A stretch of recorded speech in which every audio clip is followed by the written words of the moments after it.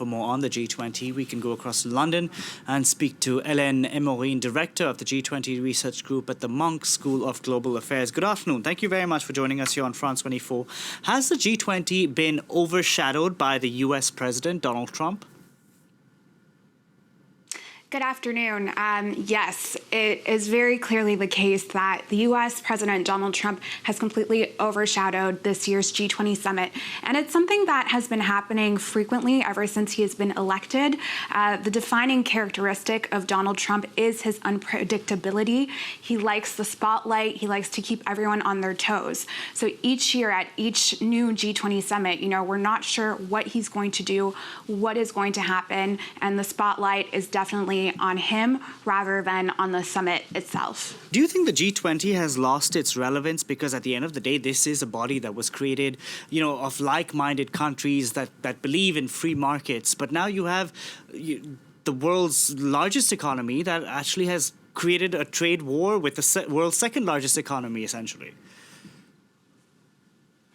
Well, to be sure, there is a big divergence between the United States and the other G20 countries. We could even say it's a G19 plus one. But that's precisely the reason that the G20 is so important, because it means that every year, the leaders of the 20 largest economies can meet for 2 days. They can speak face to face. They can talk about the issues in a fairly informal manner. So while there are clear divergences between the United States and the other 19 members, at least with this summit, there is the opportunity to talk with Donald Trump, to talk with the other members, and to try to find an issue or to find consensus. The risk, though, and you mentioned that Prime Minister Shinzo Abe really does not want to preside over a failed summit, is that the leaders might agree to, the lowest common denominator. They might publish a communique that really is not substantive and just repeats things that have already been done. And if they do so, it will really harm the relevance of the G20 and its legitimacy, because if there's no concrete effective actions that can come out, it really is nothing more than an expensive photo opportunity. This is exactly what it seems like, because you have the countries who cannot agree on issues of climate change, trade, and we had Emmanuel Macron just 2 days ago, I believe. He said he has red lines when it comes to climate change, and he wants the Paris Climate Agreement spelt out in black and white. Otherwise, he's not going to jump on board. Yeah, he said that the Paris Agreement is his red line.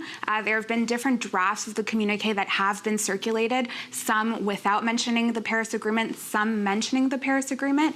And it's just a clear common characteristic since the election of Donald Trump that issues that used to be status quo would automatically be included in the communique, whether it was protectionism, climate change, the Paris Agreement.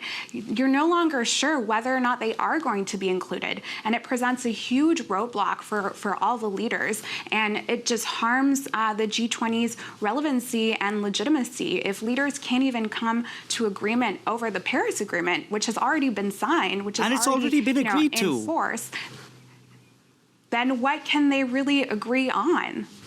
That's an interesting point, because the Paris Agreement has been signed. It's been done. It's December 2015, and now we're going back to it because the United States walked out from it, and it seems once again that it's becoming the show, the United States taking over everything and hijacking the agenda, if you will. Yes, Donald Trump loves nothing more than the spotlight, and the spotlight is definitely on him, whether it's with regards to the ongoing China-U.S. trade dispute, whether it is with regards to climate change, with the geopolitical situation with Iran. All eyes are on the United States. All eyes are on Donald Trump. But this is the way that Donald Trump likes it. This is not an accident. He does this on purpose, and we just do not know what we can expect. And at this point, we don't even know if there will be a final communique. Like you said, Emmanuel Macron has said that climate change is his red line.